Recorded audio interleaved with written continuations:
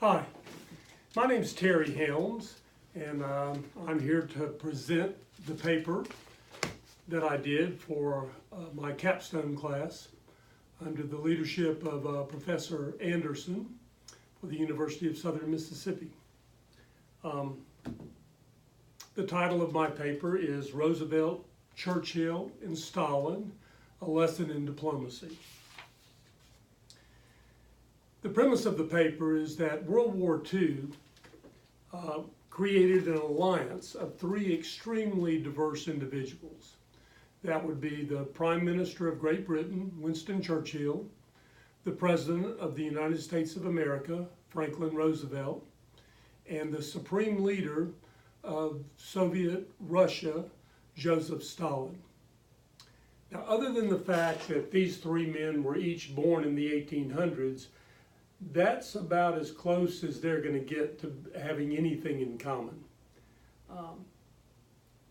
The argument in the paper, what this research paper was designed to show, was I wanted to compare their backgrounds and to show that it was a result of their diplomacy that made them capable of being successful in this particular venture, which was the defeat of Nazi Germany.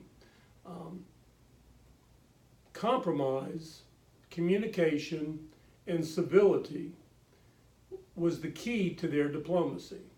And I hope to show that in this paper. I thought it was interesting that the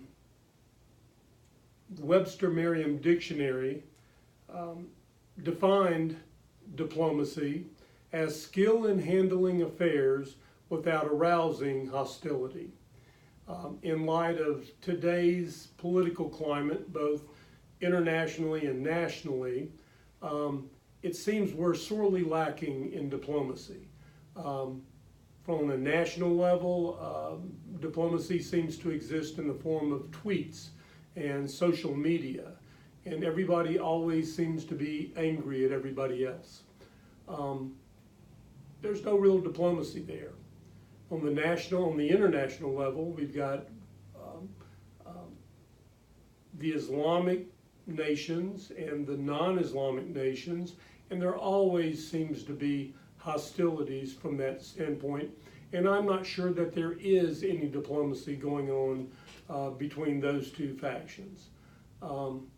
And it's something that I think needs to be addressed, and hopefully we can address a history lesson learned in diplomacy between the great three, Roosevelt, Churchill, and Stalin, and see if any of those can be applied to today's world, and to hopefully prove that it was their diplomacy that created success. Excuse me. First of all, welcome to my office. It is an honor to invite you in via video. Wanted to thank you very much for the class itself. I've learned a great deal. I took the liberty of reading Professor Anderson's dissertation for her PhD, A Rebel Yale, Y-A-L-E, and I thought it was well done. This paper in no way lives up to that kind of quality, but I hope I was able to get my point across. Anyway, I appreciated the read, most interesting, and since I lived through that particular period of time, I felt like it was very close to my heart. This paper started out with a biography of each of the three individuals. I won't go into a lot of detail here. I will talk basically about Joseph Stalin, who came to power by dubious means at best. He started in the Communist Party as a thug, as a muscle man. He robbed banks and trains. He supplied workers with clubs to beat their oppressors. When he finally did come to power, he murdered a lot of people between the agricultural famine that he created in order to fund the industrialization of Russia. An estimated 10 million Russians died. Several more millions died in different purges as well. So Roosevelt was all consumed by the Marxist theory that in order for the revolution to succeed, the subjects would have to be brought into submission by the use of terror. And he did use terror. And he was quite a contrast to the other two gentlemen in the alliance. Winston Churchill was born of nobility. He was a war hero in an earlier age. He graduated from Sandhurst Military Academy and served in the cavalry, fought in different wars throughout the British Empire in order to, anytime there was an uprising, an uprising would occur, then he would certainly be part of the military functions that went down there to control it. He was also an accomplished author. Excuse me. He was also an accomplished author, and he wrote several books. He was a journalist for newspapers, and he actually made a lot of money as an author. So he was well known and well respected by the time he became Prime Minister of England, which was the start of World War II in 1939. Franklin Delano Roosevelt was born of a very wealthy family in New York. He attended Harvard University, got a law degree, passed the bar exam, practiced law for a little while, and then entered the political field. He was successful as a politician. Elected to the New York State Senate, then elected to the U.S. Senate, and then elected the governor of New York, and then eventually president. He was elected president 4 consecutive times. Never been done before and will never be done again since they've limited the presidency to 2 terms. So that's the background on the 3 individuals. How they came to be was World War II. And we talked about the start of World War II, where Germany, after World War I, and as a result of the Versailles Treaty, was forced to pay some serious reparations to their enemies of World War I, specifically France and England, and the United States as well. These reparations caused extreme financial difficulty, and by the 1930s, mid-1930s, you had a country that was in dire straits financially. Inflation was running rampant. People were literally starving, and they were ripe for a man like Adolf Hitler, who came into the political scene and offered the German people a chance to become great again. He rebuilt the military, the army, and the air force against the Versailles Treaty's stipulations. The Prime Minister of England, Neville Chamberlain, was very weak in his dealing with Adolf Hitler, and Adolf Hitler pretty much ran roughshod over him.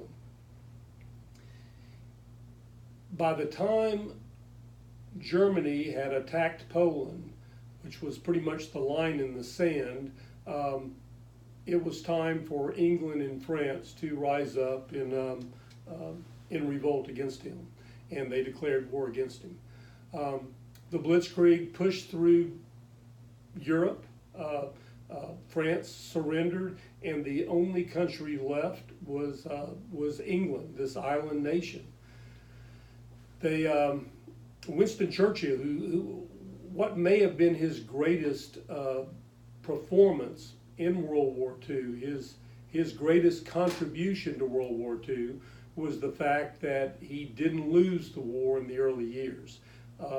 He resisted through noble causes, through his strength of will, through his communication with his people, and they were able to resist Germany at that point. But it was on a shaky ground at best.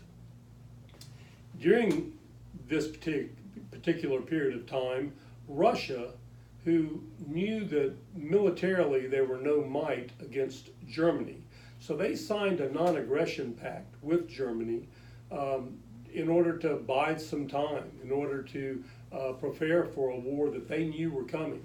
They were in no way friends with Germany, but they did need a reason not to go to war with them at the time because they just weren't ready for it. Eventually, Germany attacks Russia, and so Russia and England are now at war with Germany. There's a Russian front, and then there's a front against England, and it kind of works out on both of their benefits, England and Russia, because Germany was not able to concentrate all of their troops in any one area, or they would have probably had there not been a Russian battleground, then Germany probably could have taken England at that point. America in all of this, America was in an isolationist state. They did not want to get involved in another European war. They had got back from World War I. They had lost many of their young men, and they were isolationist at best.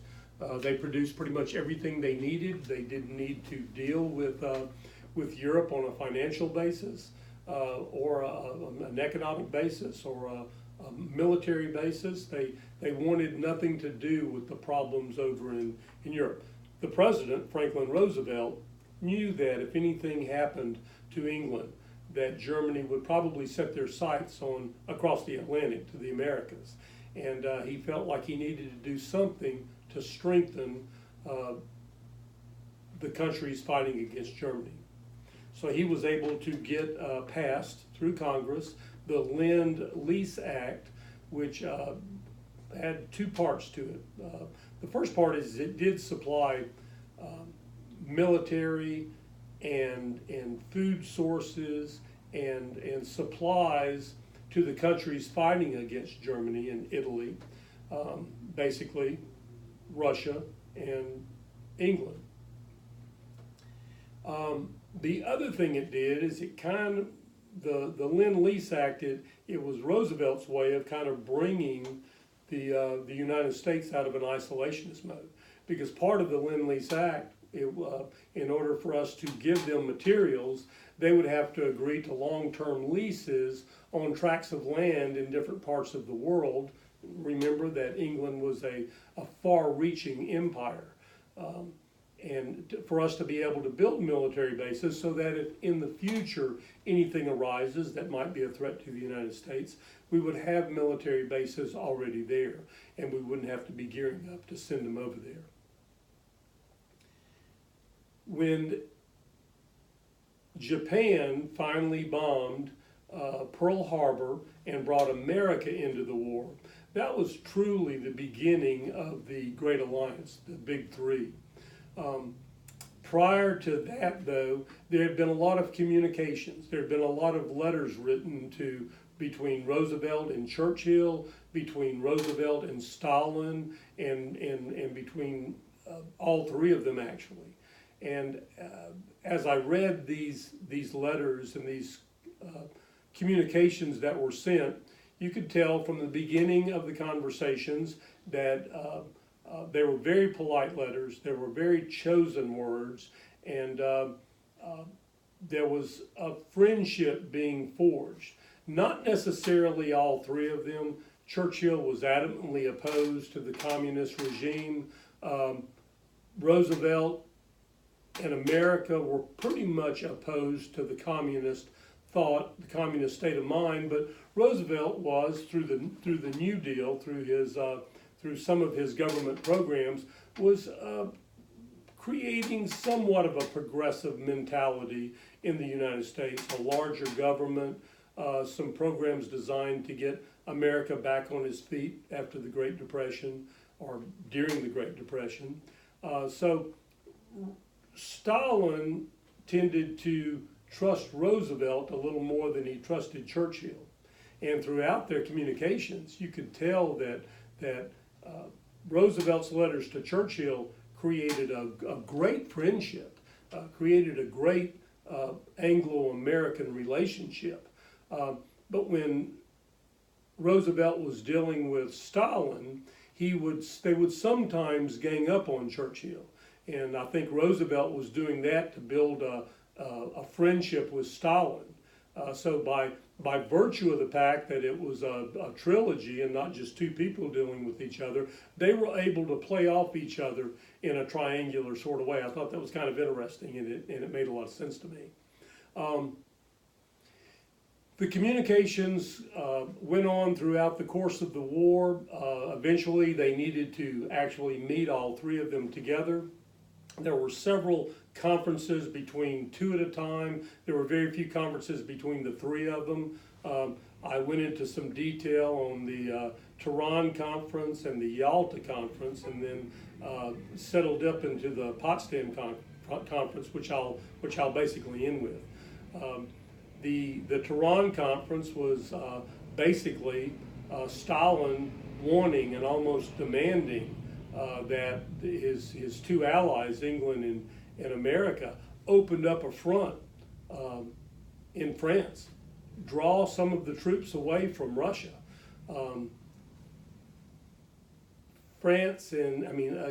England and America knew that they couldn't do that at that particular time. They just weren't ready for it. And to undertake something like that, there was no room for failure. And had they tried it earlier than they did, then it would have probably failed and it would have cost them the war. But the communications dealing with Stalin, trying to appease him and trying to let him know that they were willing to do it, but and they were willing to commit to it, but they couldn't give him a specific date at that particular time. The words that they chose were very, very appropriate in that aspect of it. The Yalta conference, where they finally did decide on a date of Operation Overlord, the attack into France, then sort of dealt with the Baltic states that whenever Russia would advance on Germany, there were some questions as to what would happen to the lands that he was taking over. There was a Atlantic Charter agreement between the three of them that they wouldn't keep the lands that they took over, that they would turn them back over to self-rule at some point. And the basis of that particular conference in Yalta worded around that. And although there were no agreements made, they did agree to postpone whatever needed to be talked about until the next conference, which was going to be the Potsdam conference. Unfortunately, what happened there is Franklin Roosevelt passed away, and his vice president, Harry Truman, took over as the president. Churchill, who attended the Potsdam conference the first week, but then he had to leave because the general elections were coming up in England. And the general elections turned out to be catastrophic in that he lost the general election.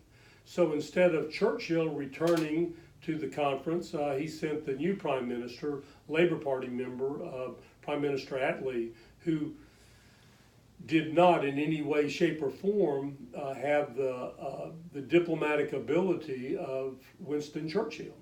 Nor did Harry Truman have the diplomatic ability of Franklin Roosevelt. Harsher words started to prevail at that point. Truman, in his book, 1945, A Year of Decision, even said that the only thing that the Russians understand is force.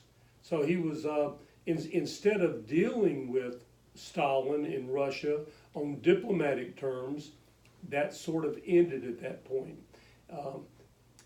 The war was shortly thereafter against Germany won, and because there was not an alliance that could control Stalin through diplomatic terms. Stalin pretty much had his way with the Baltic states, did not relinquish control of them, established communist political schemes there, and we had the Cold War after that.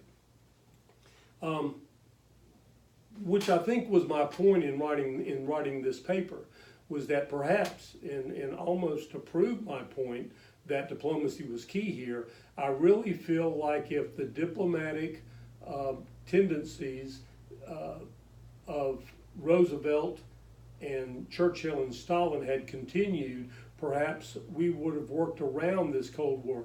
Perhaps there would have been terms, because Franklin Roosevelt knew and Winston Churchill knew that compromise was key. And after that alliance ended, there was no more compromise. Truman was not willing to compromise. Attlee was a non-event at that point. He had already suggested giving up the British Empire prior to the end of the war by relinquishing control of India and South Africa. I mean, he was anything but willing to fight for these countries that Stalin was eventually taking over. Then the paper came full circle to today, and it's interesting to see the lack of diplomacy in this day and age today. And I think that there's a lesson to be learned in all of history. But I think that the lesson in World War II of the Great Alliance, of the Big Three, was that it was truly a diplomatic effort to create the success that they did create. And once that alliance was gone through death and through re-election, there was nobody there to deal with Stalin on diplomatic terms, and it all turned into force at that point. That was my paper. Anyway, thank you for allowing me to make this video. Thank you for allowing me to be a part of this course, and hopefully I've done enough to graduate this May. So anyway, thank you, Dr. Anderson, and I'm going to attempt to turn my camera off remotely. Have a great day. God bless.